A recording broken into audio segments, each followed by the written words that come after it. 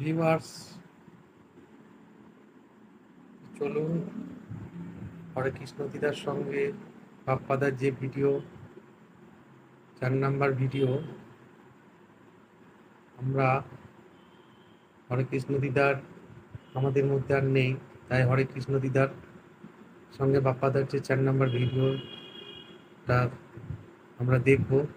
তো চলুন, বাপ্পাদার যে মানবিকতার পরিচয় দিয়েছে, বাপ্পাদার অনেক অশেষ ধন্যবাদ। আপনার তো সারা জীবনের দায়িত্ব আমি নিয়ে নিয়েছি।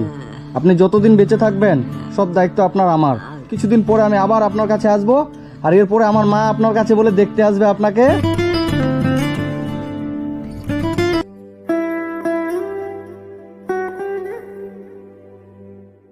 দিদা, কেমন আছেন?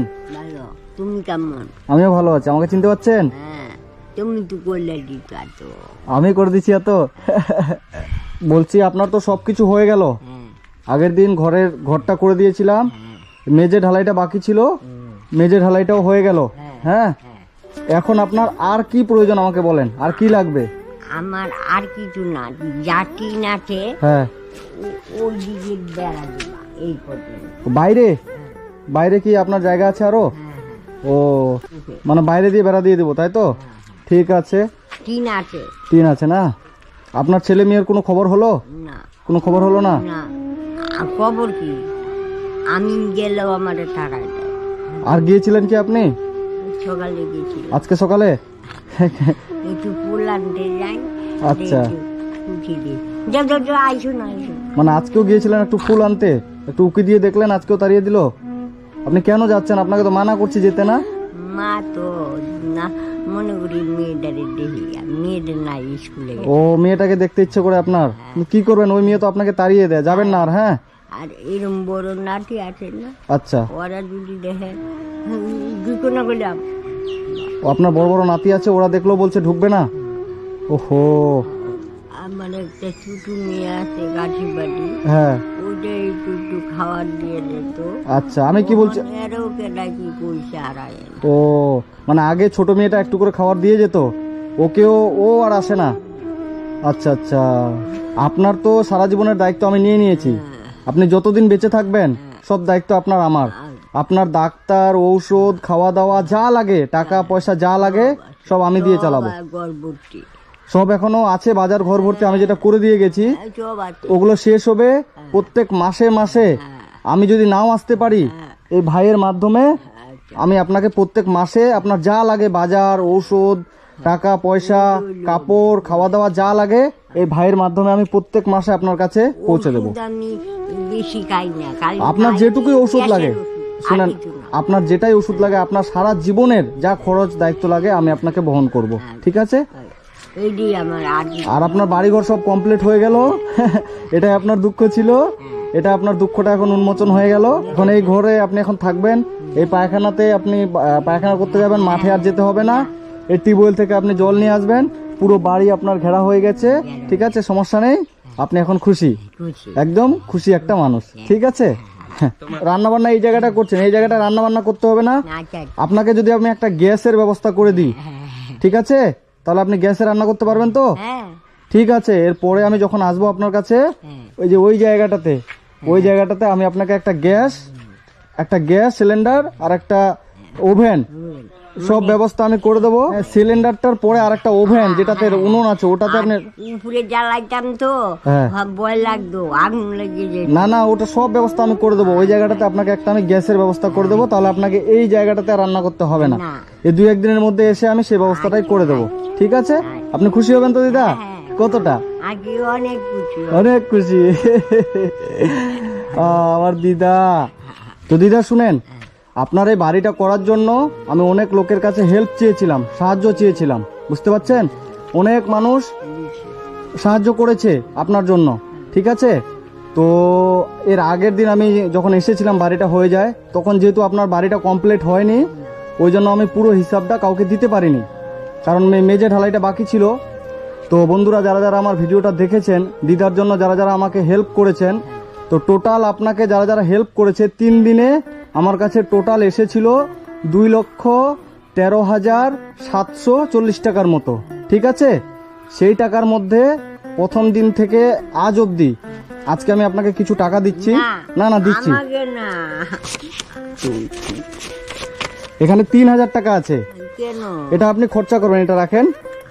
তো এই অবধি আপনার পেছনে আমার খরচ হলো 1,03,050 টাকা। ও তো কোথা বাবা বাবা। না, মানুষ দিয়েছে আপনার জন্য আমাকে। আমি এবার কি বলছি শুনেন, প্রথম দিন থেকে আজকে এই অবধি আপনার পিছনে আমার খরচ হলো 1,03,050 টাকা। বাকি যেই টাকাটা আমার কাছে ছিল সেই টাকার মধ্যে আপনারা হয়তো দেখেছেন যে 2 দিন আগে একটা কিডনি রুগীকে আমি 11,000 টাকা দিয়ে এসেছি ওনার ডায়ালিসিস করার জন্য। আপনার এই টাকা থেকে একজনের কিডনির অসুখ হয়েছিল, বুঝছেন? তো ওকে আমি 11,000 টাকা দিয়ে এসেছি। হ্যাঁ, তারপরে আমার কাছে যেই টাকাটা এখন রয়েছে, আপনার মতো আরো একজন অসহায় মানুষ আছে। হ্যাঁ, তো বন্ধুরা, কিছুদিন আগে ওই মানুষটার আমি একটা টিউবওয়েল করে দিয়েছিলাম এবং ওর ঘরের অবস্থা খুবই খারাপ, মাটির ঘর, খুবই খারাপ। তো আমি ওনাকে কথা দিয়ে এসেছিলাম, প্রতিশ্রুতি দিয়ে এসেছিলাম আপনার মতোই আর কি, যে ওনার বাড়িটাও আমি করে দেব। তো আমি করে দিতে পারিনি, যেহেতু আপনার জন্য অনেক মানুষ আমাকে টাকা পাঠিয়েছে, আমার কাছে টাকা এখনো রয়ে গেছে, ঠিক আছে? আমার কাছে অনেক টাকা এখনো রয়ে গেছে। সেই টাকা থেকে ওই মানুষটারও আমি একটা ঘর করে দেব। আপনি কি রাজি আছেন করে দেব? আর তারপরে ওর বাড়িটা করে দেওয়ার পরে আমার কাছে যেই টাকাটা থাকবে, তো সেই টাকাটা আমি প্রত্যেক মাসে মাসে এসে আপনার যত খরচ লাগে সেই টাকাটা আমি দিয়ে যাব। তো যে টাকাটা আমার কাছে আপনার জন্য এখনো রয়েছে 95-96 হাজার টাকার মতো এখনো আমার কাছে অবশিষ্ট আছে, আমার হাতে আছে। রাখো। তো সেই টাকাটা কি আমি আপনাকে দেব, না ওই মানুষটাকে আমি একটা বাড়ি করে দেবো? ওই মানুষটারও একটা বাড়ি করে। ওই মানুষ তাহলে আপনার মতো ওই মানুষটাও হ্যাপি হয়ে যাবে, খুশি হয়ে যাবে, তাই না দিদা? এবার আপনার যত, হ্যাঁ, আপনার যত প্রয়োজন আপনার জীবনে সব আমি বহন করব এবং আপনি কোনোদিন আর ভিক্ষা করতে যাবেন না, এরকম সুন্দরভাবে থাকবেন। হ্যাঁ, বালতি বুদ্ধি বুদ্ধি চাল। হ্যাঁ। আর না, তো বন্ধুরা, আমার কাছে যা টাকা এসেছিল সবকিছু আপনাদেরকে আমি বললাম। আগের ভিডিওতে আমি পুরো হিসাবটা দিতে পারিনি, কারণ আমার বাড়িটা তখন অবধি কমপ্লিট হয়নি। এবার আপনারা আমাকে টাকা পাঠিয়েছিলেন, আপনারা খুবই আমাকে মেসেজ করছিলেন, দাদা বাড়ি কই, বাড়ি কই, ওই জন্য তাড়াতাড়ি করে আমি বাড়ির ভিডিও দিয়ে দিয়েছিলাম। তো এখন দিদার বাড়ি আমার একদমই কমপ্লিট হয়ে গেল। শুধু দিদার জন্য একটা জিনিস বাকি থাকলো, দিদা এই জায়গাটা রান্না করছে, আমি দিদাকে একটা গ্যাসের ব্যবস্থা করে দেবো। আর বাকি যে টাকাটা আমার কাছে থাকলো 95-96 হাজার টাকার মতো এখনো আমার কাছে রয়েছে, সেই টাকাটা দিয়ে আমি ওই অসহায় মানুষটাকে খুব তাড়াতাড়ি তাড়াতাড়ি। 1 সপ্তাহের মধ্যে আমি আপনার মতো ওনাকেও একটা বাড়ি করে দেবো। কি আনন্দ। দিদা আপনি রাজি তো? হ্যাঁ, আপনার টাকা দিয়ে কিন্তু আমি ওনার বাড়িটা করে দেবো। মানুষ যে আপনার জন্য টাকা আমার কাছে পাঠিয়েছে, যে টাকাটা আমার কাছে এখনো রয়ে গেছে, সেই টাকাটা আমি ওনাকে একটা বাড়ি করে দেবো। আর ওনার বাড়িটা করে দেওয়ার পরেও আমার কাছে যেই টাকা রয়ে যাবে সেই টাকাটা দিয়ে আমি প্রত্যেক মাসে মাসে আপনাকে যা আপনার খরচ লাগে আপনাকে আমি আপনার পিছনে আমি সেই টাকাটা খরচ করব। সেই টাকাটা আমার কাছে জমা থাকবে, ওনার বাড়িটা করে দেওয়ার পরে সেই টাকাটা আমার কাছে জমা থাকবে। হ্যাঁ, সেই টাকা দিয়ে আমি আপনার প্রত্যেক মাসে মাসে যা খরচ হবে আমি দিয়ে যাব। আর এই আপনার এই বাড়িটা করার জন্য আমি নিজের হাতে 1 টাকাও খরচ করি নাই, পুরো টাকা আমি এই ভাইয়ের মাধ্যমে খরচ করেছি, বুঝতে পারলেন? এই ভাই পুরো টাকা খরচ করেছে, আমি 1 টাকাও খরচ করি নাই। কারণ আমি একটা জায়গায় কাজ করি, তো আমি প্রত্যেকদিন তো আসতে পারি না, আপনি জানেন, আমি শুধু ছুটির দিন আসতে পারি। তো আপনার মাঝখানে যে বাড়িটা করা, মিস্ত্রি করা, যা খরচ সব এই ভাই করেছে। এই ভাইকে আমি টাকা পাঠিয়ে দিতাম, এই ভাই করতো। এবার আগের ভিডিওতে আপনারা দেখেছিলেন দিদাকে আমি 1,000 টাকা দিয়ে গেছিলাম, কিন্তু একজন কোন মানুষ এসে দিদাকে এই একটা কাঠ এনে দিয়ে 700 টাকা নিয়ে চলে গেছে, তাই না দিদা? তো এখন দিদার বলছে বলে বাপ্পা পাঠায়। আমার নাম বলছে, বাপ্পা পাঠিয়েছে, আমার নাম বলছিল। তো আমি কাউকে পাঠাই নাই, ওরা মিথ্যা কথা বলে এসে আপনার কাছ থেকে ফাঁকি দিয়ে টাকা নিয়ে চলে গেছে। আপনার হাতে যদি আমি বেশ শুনেন, নামটা শুনে আমি দিচ্ছি। নামটা শুনে দিয়ে দিচ্ছেন, এবার আপনার হাতে যদি আমি বেশি টাকা দিয়ে চলে যাই তো আবার মানুষ এসে ফাঁকি দিয়ে নিয়ে চলে যাবে। আর দিব। এই 3,000 টাকা দিয়ে গেলাম, আমি যতদিন আসতে পারবো না মাঝখানে এই টাকাটা খরচ করবেন, আবার যখন শেষ হয়ে যাবে কিছুদিন পরে আমি আবার আপনার কাছে আসবো। আর এরপরে আমার মা আপনার কাছে বলে দেখতে আসবে আপনাকে। হ্যাঁ নিয়ে আসবে। হ্যাঁ, আমার মা আমাকে বারবার বলছে আমিও যাব। তো এর পরের বার যখন আমি আসবো আমার মাকে আপনার কাছে নিয়ে আসবো। হ্যাঁ হ্যাঁ, আমার মা,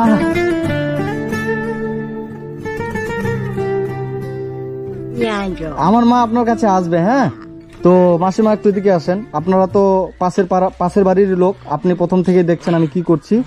দিদার জন্য আমি মানুষের কাছে টাকা চেয়েছিলাম, বুঝছেন? তো আমার কাছে দিদার বাড়িটা করার জন্য অনেক মানুষ হেল্প করেছে। টোটাল আমার কাছে টাকা এসেছে 2,13,740 টাকার মতো।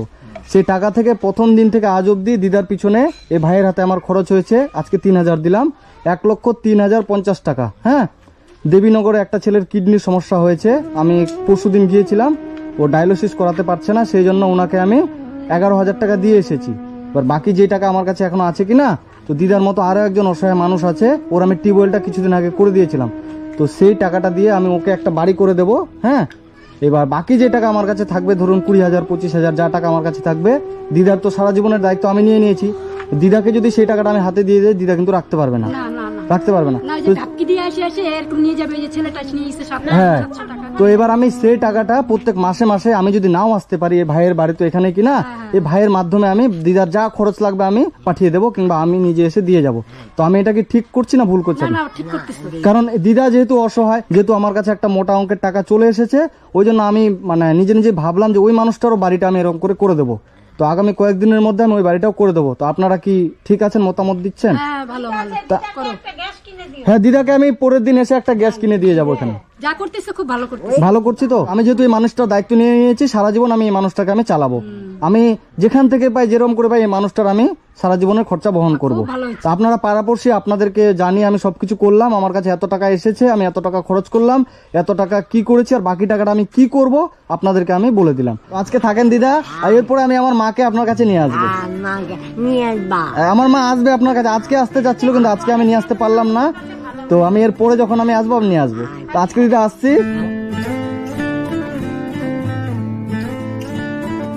আসার পথে মিষ্টি প্যাকেটটা নিয়ে যান পয়সা। আমার মাকে যদি নিয়ে আসবো, আপনার জন্য আমি মিষ্টি নিয়ে আসবো, ঠিক আছে? এই টাকাটা ভালো করে রাখবেন, এখানে 3,000 টাকা রয়েছে, ভালো করে রাখবেন, ঠিক আছে? আর আমি না আর কাউরে দেই না। কাউকে, কেউ এসে যদি আমার নাম বলে না, যে টাকা চেয়েছে, আপনি কাউকে টাকা দেবেন না, ঠিক আছে?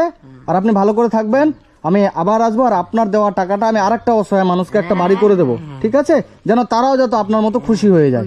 যেহেতু আমার কাছে রয়ে গেছে, আমি তো সেটা খরচা করতে পারি না, ওই জন্য সেই টাকাটা দিয়ে আমি আরেকটা বাড়ি করে দেবো একটা মানুষ, ঠিক আছে? আপনি খুশি তো দিদা? খুশি। তাহলে একটা ঘরে, বান্ধবী, আমার বান্ধবী করে দিবা। ও ওটা আপনার বান্ধবী, ও বাবা, ঠিক ঠিক ঠিক। তা একটা হরে কৃষ্ণ করে নাচটা হয়ে যাক।